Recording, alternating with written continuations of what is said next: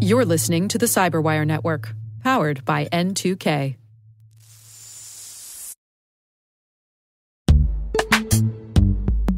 This episode is brought to you by Palo Alto Networks, the leader in cybersecurity. As AI-driven attacks increase, organizations can't afford to have network security that's stuck in the past.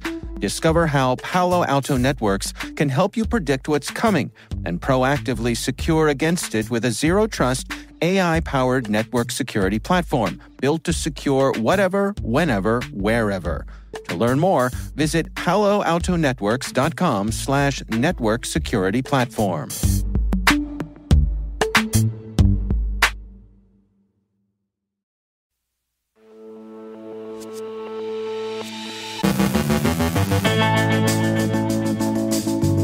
A LastPass imitator sneaks its way past Apple's App Store review. Bitdefender identifies a new macOS backdoor. The Air Force and Space Force collaborate for stronger cyber defense. CISA offers an election security advisory program. The FCC bans AI robocalls. The feds put a bounty on the Hive ransomware group. Senators introduce a bipartisan drone security act. Cisco Talos IDs a new cyber espionage campaign. Fighting the good fight against software bloat. On our Solution Spotlight, N2K President Simone Petrella talks with Amy Kardel, Senior Vice President for Strategic Workforce Relationships at CompTIA, about the cyber talent gap. And sports fans, check your passwords.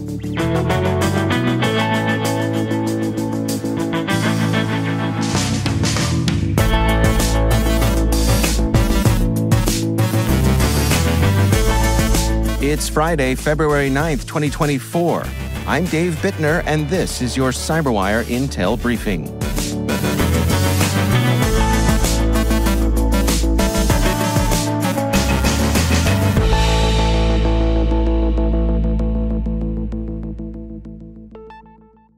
Happy Friday, everyone, and thank you for joining us here today.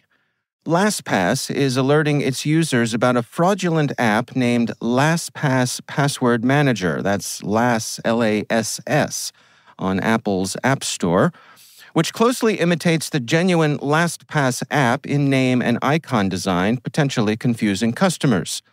Despite the clear resemblance, it's uncertain if the imposter app aims to steal user data, such as passwords, email accounts, and financial information, or merely seeks to profit from subscription fees. They are offering a pro upgrade for up to $49.99 for a lifetime subscription. The presence of this kind of clone app, especially one that could access sensitive user information, raises concerns about the App Store's review process and Apple's security assurances, particularly as the company promotes the App Store's safety while preparing for the introduction of alternate app marketplaces in the European Union. Mac journalist John Gruber was able to download and try the app before it was removed, and in his estimation, it was not trying to steal legitimate LastPass credentials, but rather was likely trying to piggyback off the password manager's brand recognition for financial gain. The app has been removed from the App Store. Staying in the Apple ecosystem for a moment, Bitdefender has identified a new macOS backdoor named Trojan.Mac.Rustdoor, active since November of 2023. This malware, written in Rust, mimics a Visual Studio update and targets both Intel and ARM architectures to steal and upload files to a command and control server. Its association with known ransomware groups like Black Basta and AlphaV Black Cat is suggested but not confirmed. The backdoor has several variants with functionalities for persistence and data exfiltration, utilizing a range of commands for controlling infected devices. Despite its sophisticated design making detection challenging, its communication with C2 servers currently returns not found. The Department of the Air Force is enhancing its collaboration with the Space Force, aiming to strengthen cyber defense capabilities and operational outcomes. My N2K CyberWire colleagues Maria Vermasas and Brandon Karpf filed this report for the T-Minus Daily Space News podcast. Okay, Brandon, thank you for joining me this morning. Can you explain a little bit about what this all means? Yeah, most definitely. It'd probably be helpful to start with background. So essentially, each of the military services have something called a service cyber component. So this is the part of that service that is assigned to U.S. Cyber Command and typically is responsible for a number of things. And what's consistent across the service cyber components, and the 16th Air Force is the Air Force's service cyber component, is that they tend to be responsible for cyber operations.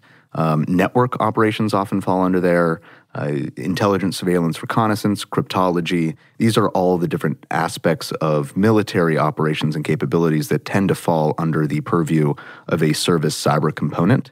And so this recent article is basically the Air Force saying that they are trying to closer align their service cyber component, the 16th Air Force, with the space operations. When you think about space capabilities right now, space capabilities are really network capabilities, right? This is critical communications capabilities, intelligence collection and information providing capabilities to the joint force.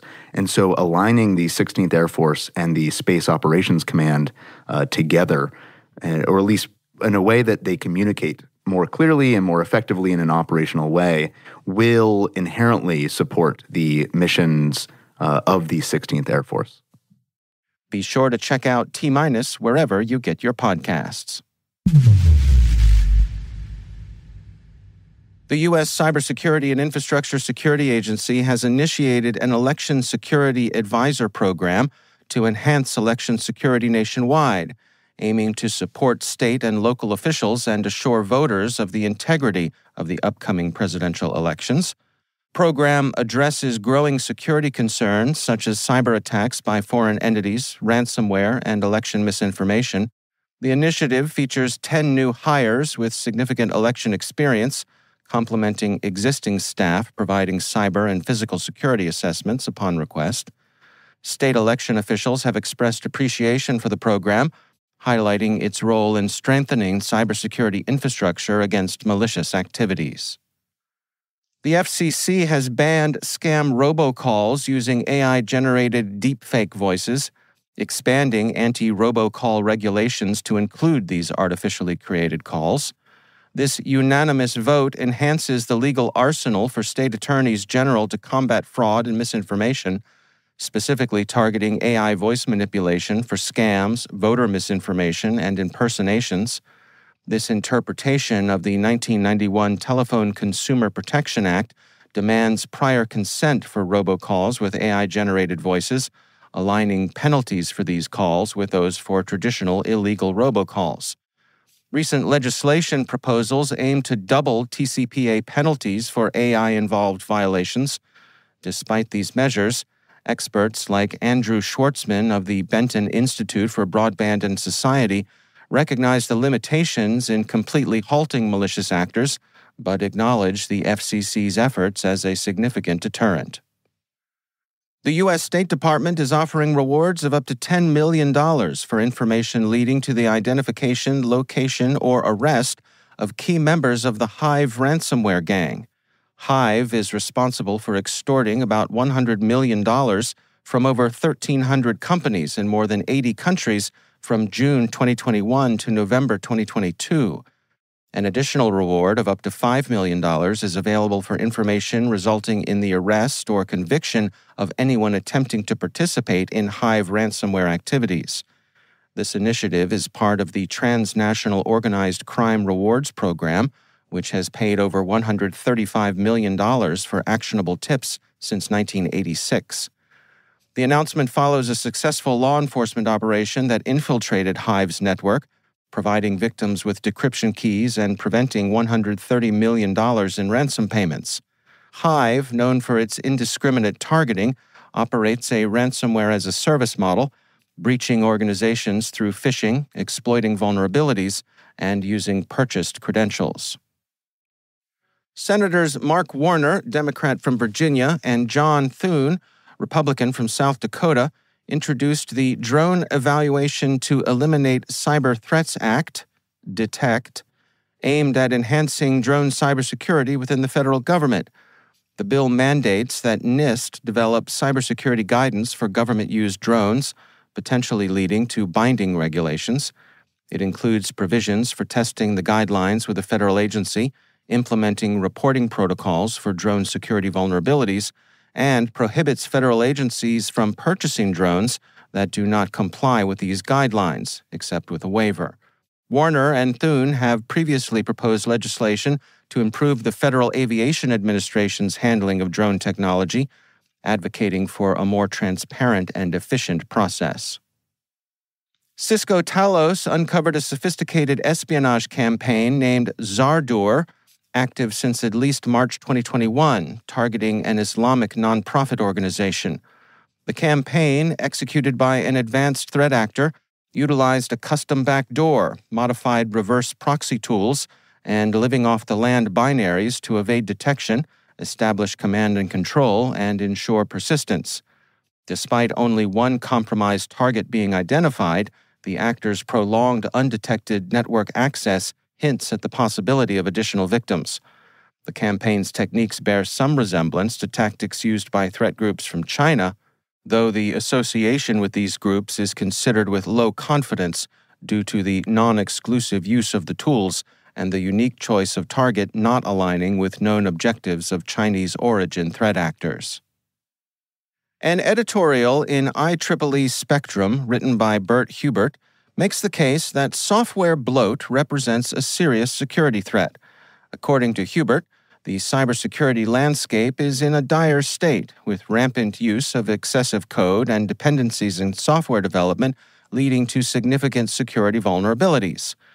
He highlights the absurdity of current software practices, including the use of millions of lines of code for simple tasks and the integration of numerous external libraries of dubious origin.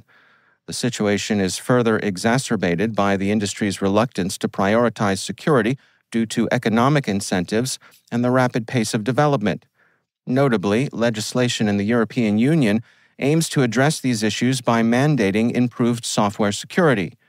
Hubert shares a personal project, Trifecta, as an example of minimalistic yet modern and secure software, demonstrating the feasibility of creating efficient and reliable applications with a lean approach to coding and dependencies.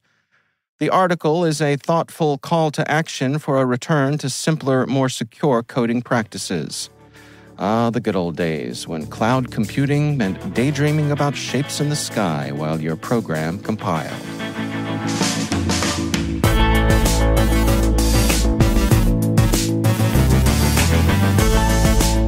Coming up after the break, N2K President Simone Petrella speaks with Amy Kardel, Senior Vice President for Strategic Workforce Relationships at CompTIA, about the cyber talent gap. Stay with us.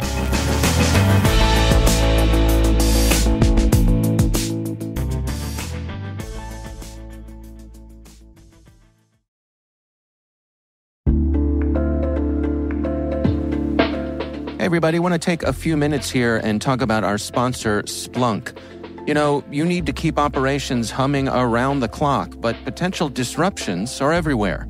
Splunk helps you predict problems and find and fix issues fast, so you can reduce risk and ditch downtime. The world's largest enterprises rely on Splunk's unified security and observability platform to become more efficient, resilient, and innovative. With Splunk, you can react quickly, evolve faster, and be ready for anything. Stay ahead of disruptions. Learn more at splunk.com/resilience.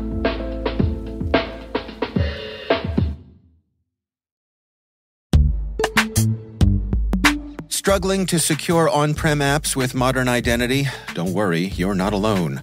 Join industry leaders from Fortune 500 organizations to secure your apps on any cloud with any IDP, regardless of your environment's complexity. Meet Strata's identity orchestration platform, Mavericks. Say goodbye to the headaches of app refactoring and legacy tech debt. With identity orchestration, you can modernize legacy apps to use MFA or passwordless authentication in a few weeks, migrate from one IDP to another, and so much more without changing the app. No matter your IAM use case, Strata extends the value of your current identity investments. And the best part? You can try it for free today. Visit strata.io/cyberwire to share your biggest identity challenge, and they'll hook you up with a complimentary pair of AirPods Pro. Don't miss out. Visit strata.io/cyberwire. That's strata.io/cyberwire.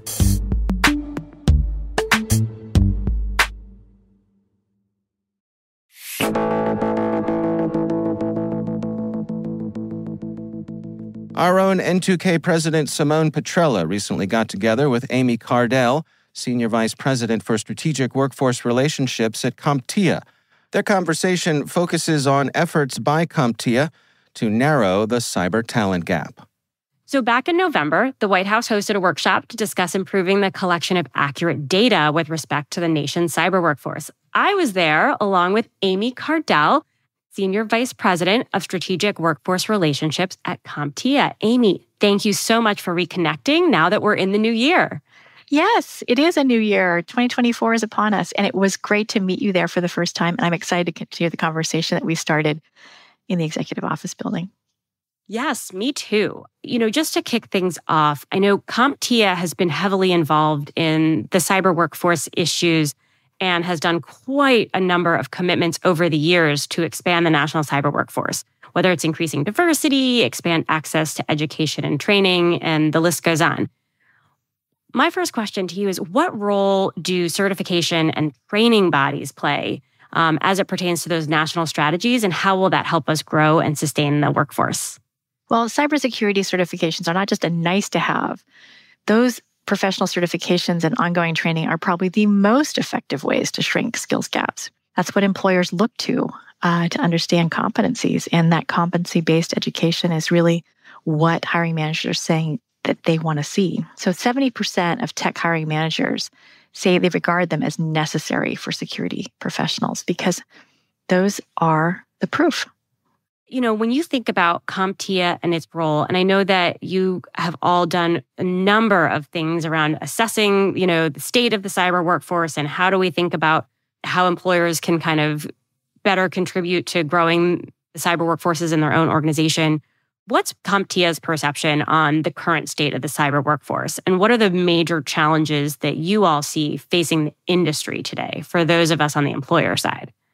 It's a huge problem. I guess the easiest way to say it is that the stakes for cybersecurity and the challenges in crafting cybersecurity policy and solving this problem with practices is that it's grown dramatically.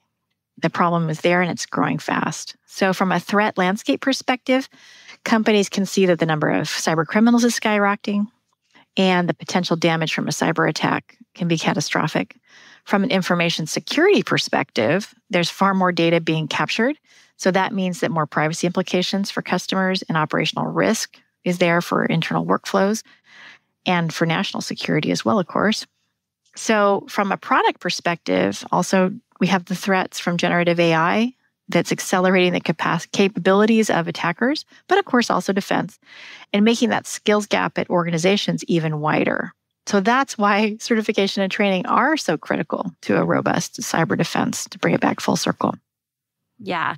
Do you find, and I ask this question because I know one of my personal frustrations is that sometimes organizations, whether they be private sector or even agencies, are often quick to talk about the emerging threat landscape. They're looking at how integral cybersecurity is to their overall operations. And there's definitely an acknowledgement of the challenge in the experience and the talent pipeline as it pertains to cyber talent. Do you find that the walk is meeting the talk? Are we really stepping up as organizations to sort of put our money where our mouths are and take the action to build workforces that are sustainable and resilient like we say they are supposed to be? It's a great question because, talk is cheap and action is everything. So are we seeing more conversations that are bringing stakeholders together to take action? I would say yes. And I think the meeting we met at was an example of that because at a national level, it's raised to the level that there's a national cybersecurity, workforce strategy. So conversations are happening where implementation can happen across the ecosystem, I think at a faster pace. Coordination and at that scale is difficult and duplication of efforts are almost inevitable. So I think it's raised to the level of attention at the highest levels. Action's been taken to forward those connections. And implementation in terms of uptake is increasing, but we're not done. And interestingly, last week I had a lot of conversations with four-year universities who have not thought about maybe their students being in certification pathways in cybersecurity traditionally, but are starting to ask that question because they see the value it adds to their students as well. So I think there's the traditional ecosystem in our industry, but there's also curiosity from the adjacency of even the four-year university space. Yeah, that's fantastic.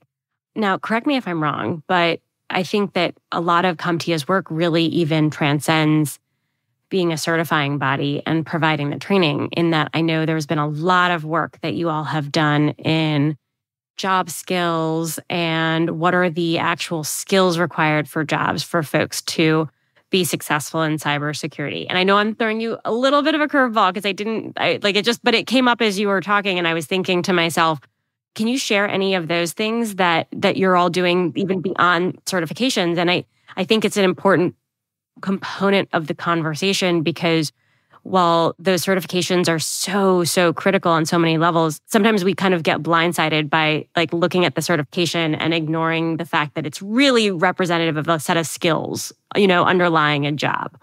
Yeah, I think where you're going with this question is, obviously, our certifications are all around the hard skills in cybersecurity. And, after I came from industry, and so after decades of hiring and unfortunately sometimes having to fire some cybersecurity professionals, it never really came down to the hard skills being where the rub was. And so, this last week here in mid-January, we're really excited to drop a free rubric that we did in partnership with America Succeeds on durable skills. So using the same tool set and the same team that we use to develop our competencies in cyber skills, focus that manpower and energy along with some really powerful third parties to think about all the equity and really big issues around soft skills not being a code for class or status, but really thinking about what are those knowledge, skills, and abilities in an objective way. That rubric, we put a stake in the sand with input of over 800 employers and a partner called America Succeeds on durable skills. So that rubric is now out there for high schools, community colleges, employers to look at and see the different levels of what it means to be good in a wheel of 10 different durable skills, formerly known as soft skills, that help professionals succeed and help bridge the kind of the silo between employers and educators. We wrote national guideline standards for apprenticeship that embed the skills that we would consider necessary to be competent in these 5 pathways to careers that are being apprenticed nationally. And we want to enable the ecosystem to move forward. We have a lot of fantastic data. The reason we met was the data report out. So our research department is always publishing a tech jobs outlook. And we want that to be well known, because that's another case of, we want to let you know that we partner with Lightcast, we use BLS data, and that data is there. So please consume it, and we don't charge for that. We just want to make sure that our industry data is helpful to those in every zip code who are making decisions about what workforce training needs to happen or what their employment options are. So we see ourselves as an ecosystem partner beyond, like you said, the certification piece. We've covered a lot today, but my kind of parting question to you is, we're hitting off into a new year. It's 2024. What are you most excited about for CompTIA moving forward? I am most excited about the platform we have to share across silos. So I really feel just a huge aha, especially maybe last week talking to universities, that education is so siloed. Especially higher education. They're their own special silo called an ivory tower. It even looks like a silo. And then, of course, we have employers in their silo, and we have training partners in their silo. And I think our cross-cutting ability at CompTIA to help with solutions at scale that cut across those silos is more valuable than ever. So I'd like to say, and I'm an eternal optimist about this, that CompTIA is in a great place to be an enabler across those silos. Fantastic. Well, Amy, thank you so much for joining me today. It was a fantastic conversation and really appreciate all your insights. It is a pleasure to speak with you, Simone. Thank you so much for the invitation, and here's to a great year. That's Amy Kardel from CompTIA speaking with N2K President Simone Petrella.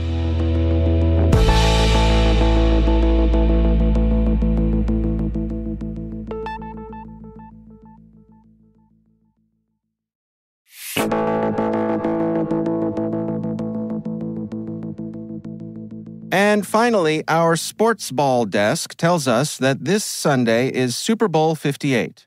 I'm told that's the game with the pointy ball, featuring the Kansas City Chiefs versus the San Francisco 49ers. With professional sports-related passwords being common, security firm N2K analyzed a commonly used breach database and found that SF49ers and KC Chiefs are among the most exposed team-related passwords, with over 119,000 and nearly 50,000 instances, respectively. Their analysis of the top 10 passwords for each team showcases the simplicity and predictability of these passwords, making them vulnerable to cyber attacks. And yes, we know what you're thinking. What about Taylor Swift? Not to worry, Swifties. N2K did an analysis of Taylor Swift-derived passwords as well. We'll have a link in the show notes.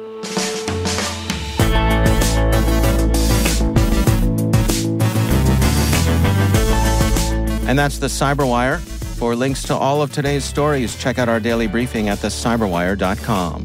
Be sure to check out this weekend's Research Saturday and my conversation with John DiMaggio, Chief Security Strategist for Analyst One.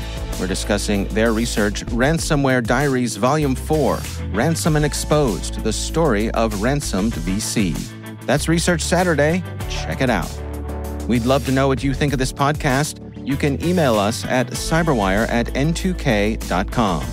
We're privileged that N2K and podcasts like the CyberWire are part of the daily intelligence routine of many of the most influential leaders and operators in the public and private sector, as well as the critical security teams supporting the Fortune 500 and many of the world's preeminent intelligence and law enforcement agencies. N2K Strategic Workforce Intelligence optimizes the value of your biggest investment, your people. We make you smarter about your team while making your team smarter. Learn more at n2k.com. This episode was produced by Liz Stokes. Our mixer is Trey Hester with original music by Elliot Peltzman. Our executive producers are Jennifer Iben and Brandon Karp. Our executive editor is Peter Kilpie, and I'm Dave Bittner. Thanks for listening. We'll see you back here next week.